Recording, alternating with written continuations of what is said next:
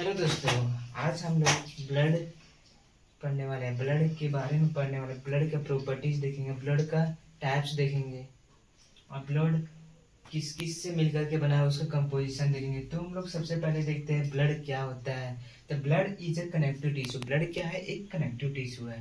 Blood क्या है दोस्त? तो एक connective tissue. Blood is a connective tissue. Connective tissue कहने का मतलब कि एक एक जगह से दूसरे जगह पे जोड़ने का काम करता है। जैसे ये मान लेते हैं ये वायल है, तो ये यहाँ से ब्लड जाने के लिए कुछ तो चाहिए, तो इसलिए कनेक्टिव टिश्यू। ब्लड क्या है? एक कनेक्टिव टिश्यू है जो एक स्थान से दूसरे स्थान पर ले जाने का काम करता है। उसके बाद study of blood. Study of blood को हम लोग क्या करते हैं? हेमेटोलॉजी कहते हैं। हेमेटोलॉजी जैसे बोन का स्टडी को हम क्या करते हैं? ऑस्टियोलॉजी कहते हैं। उसी टाइप में ब्लड के स्टडी को हम लोग क्या करते हैं? स्टडी ऑफ ब्लड को हेमेटोलॉजी कहते हैं। उसके बाद सर विलियम हार्वे ने जो थे वो फर्स्ट डिस्कवर किए थे कि blood circulation in human body में, ब्लड जो सर्कुलेशन कर रहा है ह्यूमन बॉडी में, तो वो सबसे पहले खोज किसने किए थे? सर विलियम हार्वे ने। याद रखिएगा दोस्त, सर विलियम हार्वे सबसे पहले ब्लड की खोज किसने किया था? क्वेश्चन आता है कि सबसे पहले ब्लड की खोज सर्कुलेशन किसने किया था? तो सर विलियम हार्वे ने, साइंटिस्ट थे। उसके बाद आता है ब्लड जो हम लोगों के शरीर में कितने मात्रा में, कितने अमाउंट में पाया जाता है, वो चीज़ हम लोग देखेंगे। तो ब्लड हमारे शरीर में अमाउंट जो 5 लीटर से 6 लीटर होता है, अमाउंट सभी जगह पे वैरी करता है दोस्त। तो यहाँ पर हम 5 लीटर लेकर के चले हैं। तो blood is a 5 litre blood in adult के लिए। तो हम लोग अगर इसको परसेंटेज के हिसाब से देखें तो जितना परसेंट, मतलब मान लेते हैं कि 70 kg है, 80 kg में हम लोग 8% क्या रहेगा? ब्लड रहेगा, जिसका 80 kg में 8% ऑफ बॉडी वेट का 8% क्या रहता है? ब्लड रहता है। बाकी बात फ्लूइड अलग रहता है, वाटर अलग रहता है और पार्ट्स अलग रहता है। अभी हम लोग क्या देखे थे? अभी हम लोग देखे थे ब्लड के बारे में देखे थे। अब हम लोग देखते हैं physical properties of blood. Blood का फिजिकल प्रॉपर्टीज क्या है? तो सबसे पहले हम लोग क्या देखेंगे? कलर।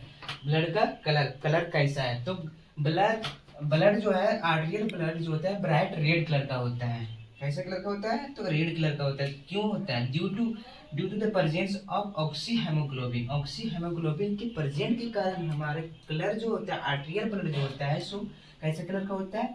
तो ब्राइट रेड कलर का होता है। हीमोग्लोबिन के कारण आर्टियल ब्लड कैसा होता है? ब्राइट रेड कलर का होता है। और venous blood dark red. Venous blood कैसा होता है? तो डार्क रेड कलर का होता है। Due to presence of reduce haemoglobin. Haemoglobin की मात्रा बहुत कम होता है, इसलिए वेन का ब्लड कलर कैसा होता है? डार्क रेड का कलर होता है। अब हम लोग देखते हैं वॉल्यूम। ब्लड का वॉल्यूम कितना होता है? 5 से 5.5 लीटर। किसी बुक में देखिएगा 6 लीटर तक भी, 5 से 6 लीटर। ये वॉल्यूम बोले ना, वैरी करता है हर बुक में, लेकिन एक रेंज लेके चले हैं 5 से 5.5 लीटर वॉल्यूम। पीएच 7.4 होता है, यानी कि ब्लड इज स्लाइटली अल्कलाइन हो गया। जहां हम लोग का क्षारीय होता है, मतलब एक अंतिम पीएच स्केल हम लोग देखे होंगे ना, 7 तक होता है, उसके बाद फिर उसके ऊपर अल्कलाइन कलर का होता है, इसलिए blood is slightly alkaline colour का है। उसका पीएच मात्रा कितना है? 7.4। उसके बाद देखते हैं उसका विस्कोसिटी कितना है? 3.5 से 5.4। Blood is a 5 times more viscosity in water से कितने ज्यादा विस्कोसिटी मोर देन होता है? तो 5 टाइम्स मोर देन होता है किससे? वाटर से। विस्कोसिटी क्या हो गया कि मोर देन रहता है उसका किससे? तो वाटर से विस्कोसिटी मोर देन रहता है 3.5 से 5.4। उसके बाद हम लोग देखते हैं स्पेसिफिक ग्रेविटी उसकी कितनी है? तो 1.055 से 1.065। ठीक है। अब हम लोग देखते हैं टेस्ट उसका कैसा लगता है। तो टेस्ट साल्ट होता है। जब यहाँ अल्कलाइन कलर का हो रहा है, अल्कलाइन कलर का, तो हम लोग का टेस्ट भी कैसा लगेगा? साल्ट कलर का लगेगा। ठीक है। उसके बाद टेम्परेचर कितना होता है? 38 डिग्री सेल्सियस। सेल्सियस में देखेंगे तो 38 डिग्री सेल्सियस। और फ़ारेनहाइट में देखेंगे तो 100 फ़ारेनहाइट, 100.4 फ़ारेनहाइट। ये हो गया फिजिकल प्रॉपर्टीज ऑफ ब्लड। अब हम लोग देखते हैं ब्लड का फंक्शन क्या होता है, उसके बारे में अब हम लोग देखेंगे। सबसे पहले हम लोग क्या पढ़े? तो ब्लड क्या होता है उसके बारे में पढ़े, ब्लड का प्रॉपर्टीज पढ़े, ब्लड का कलर कैसा होता है। उसके बाद हम लोग देखते हैं फंक्शन ऑफ ब्लड का फंक्शन क्या क्या है। तो सबसे पहले हम लोग 3 भागों में इसको डिवाइड करते हैं फंक्शन को। पहला ट्रांसपोर्टेशन का काम करता है, ट्रांसपोर्ट करने का काम करता है, एक जगह से दूसरे जगह पे ले जाने का, ऑक्सीजन को, कार्बन डाइऑक्साइड को, कोई भी ब्लड फ्लूइड को। उसको प्रोटेक्शन और डिफेंस। प्रोटेक्शन मतलब किसी चीज से बचाने का काम करता है। उसके बाद रेगुलेशन, किसी चीज को रेगुलेशन, जैसे बॉडी टेम्परेचर रेगुलेशन करने का, इलेक्ट्रोलाइट को, वाटर को, ये सब 3 मेन फंक्शन हो गया। उसके अंदर फिर हम लोग इसको डिवाइड, मतलब क्या क्या होता है वो देखते हैं। ट्रांसपोर्टेशन ऑफ न्यूट्रिशन, न्यूट्रिशन का ट्रांसपोर्टेशन कैसे होता है। तो जैसे हम लोग कोई भी चीज़ खाते हैं, ईटिंग करते हैं, तो खाने के बाद हम लोगों को माउथ से खाते हैं, माउथ के बाद स्टोमच में गया, स्टोमच के बाद स्मॉल स्टेंटाइन में गया, स्मॉल स्टेंटाइन वहाँ ऑब्जर्व किया, तो वो ऑब्जर्व किया, वो करने के बाद वो लीवर में भेजता है, लीवर के बाद और जो ऑब्जर्व कर रहे हैं तो ब्लड में जाएगा, तो ब्लड जो ट्रांसपोर्ट करेगा हर एक पार्ट में, तो बचाने का पार्ट करेगा, काम करेगा, तो वह रेगुलेशन करता है, ट्रांसपोर्ट करता है ब्लड जो न्यूट्रिएंट्स को। उसके बाद आता है transport of respiratory gases, respiratory gases का ट्रांसपोर्ट करने का काम करते हैं। जैसे रिस्पिरेटरी गैसेज हम लोग मतलब वातावरण से ऑक्सीजन को लेते हैं और कार्बन डाइऑक्साइड को छोड़ते हैं, इनहेल करते हैं, तो वह हम लोगों के शरीर में गया, लंग्स में गया, लंग्स से मतलब ऑक्सीजन वाला जो गैसेस है, ऑक्सीजनेटेड ब्लड वह टिश्यू में जाएगा, टिश्यू से फिर वहाँ डीऑक्सीजनेटेड ब्लड को कार्बन डाइऑक्साइड लेकर के आएगा, तो वह काम कौन कर रहा है, लंग्स कर रहा है। लंग्स को ले जाने, ऑक्सीजन को ले जाने कौन काम कर रहा है, तो ब्लड कर रहा है। ब्लड से ही एक जगह से दूसरे टिश्यू तक हम लोगों के शरीर में पहुंचता है। तो ये हो गया ट्रांसपोर्टेशन का, ट्रांसपोर्टेशन ऑफ रिस्पिरेटरी गैसेज। उसके बाद ट्रांसपोर्टेशन ऑफ हार्मोन, हार्मोन का कैसे होता है, तो हार्मोन जैसे मान लेते हैं इंडोक्राइन ग्लैंड जो होता है, डक्टलेस ग्लैंड भी होता है, डक्ट ग्लैंड भी होता है, तो उसी प्रकार डक्टलेस ग्लैंड है जिसमें ब्लड के बिना मतलब डायरेक्ट ब्लड में सिक्रेट हुआ है, तो वह ट्रांसपोर्टेशन का काम करेगा एक स्थान से। जैसे हार्मोन कहीं पर भी हार्मोन सिक्रेट होता है ना, जैसे ovaries hormone, testis hormone, thyroid hormone, endocrine hormone, ये हो गया।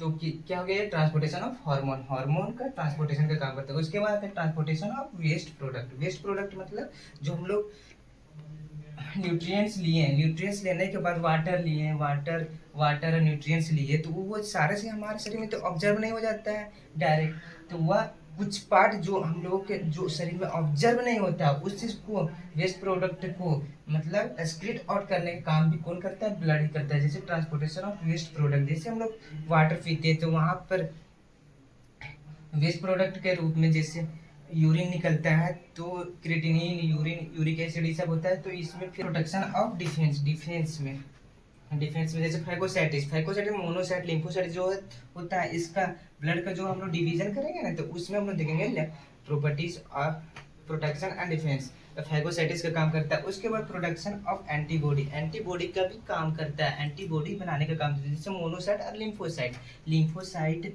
हो गया, और न्यूट्रोफिल हो गया, ये सब प्रोटेक्शन करता है, एंटीबॉडी का प्रोडक्शन करता है। उसका क्लोटिंग, कोगुलेशन, जैसे प्लेटलेट कहीं पर भी ब्लड में, वेसल में कहीं पर कट हो गया, तो ये क्लोटिंग फैक्टर का भी काम करता है। क्लोटिंग फैक्टर मतलब इसमें पे अगर ब्लड नहीं क्लोटिंग फैक्टर रहेगा तो वह तो ब्लड तो डायरेक्ट निकलते रहेगा, इसलिए यहाँ पर ब्लड का क्या काम है, तो क्लोटिंग फैक्टर का भी काम है, उसको फंक्शन है, ये हो गया।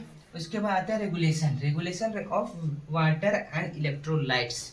वाटर को रेगुलेट करने के लिए, वाटर जो हम लोग ले रहे हैं, तो उस चीज को रेगुलेट करने के लिए एक स्थान से दूसरे स्थान तक पहुंचाने के लिए हमारे शरीर में जो ब्लड काम करता है और इलेक्ट्रोलाइट मतलब sodium ion, sodium, potassium, calcium, ये सब हो गए इलेक्ट्रोलाइट्स। उसके बाद रेगुलेशन ऑफ बॉडी टेम्परेचर सबसे महत्वपूर्ण है कि बॉडी टेम्परेचर को भी रेगुलेशन करता है, रेगुलेट करता है, या कौन करता है, तो ब्लड करता है, ब्लड का फंक्शन है रेगुलेशन ऑफ बॉडी टेम्परेचर। उसके बाद स्टोरेज फंक्शन, स्टोर करके भी रखता है हमारे ब्लड को, जैसे हम लोग कुछ भी एडिपोज टिश्यू में जाकर का स्टोर होता है कुछ पार्ट, जब हम लोग स्ट्रावेशन में रहते हैं, जब हम लोग कुछ खाते ना है, तो उस समय भी हम लोग का ब्लड जो है वह स्टोर करके जो रखा है उस चीज को यूज करेगा।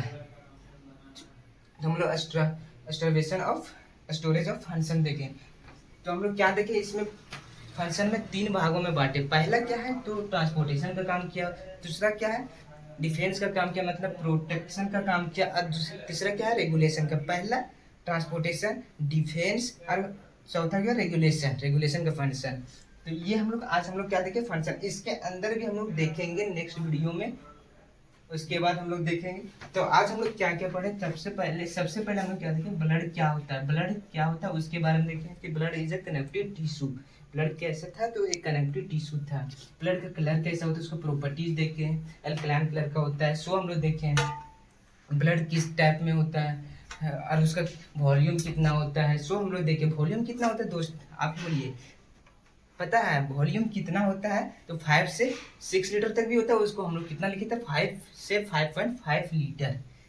तो नेक्स्ट वीडियो में हम लोग आप देखेंगे इसकी प्रॉपर्टीज और क्लासिफिकेशन, फिर आप देखेंगे और इसका फंक्शन और देखेंगे इसके बारे में, ये ट्रांसपोर्टेशन न्यूट्रिशन कैसे कर रहा है, न्यूट्रिशन का ट्रांसपोर्टेशन कैसे कर रहा है, इसके बारे में भी देखेंगे नेक्स्ट वीडियो में।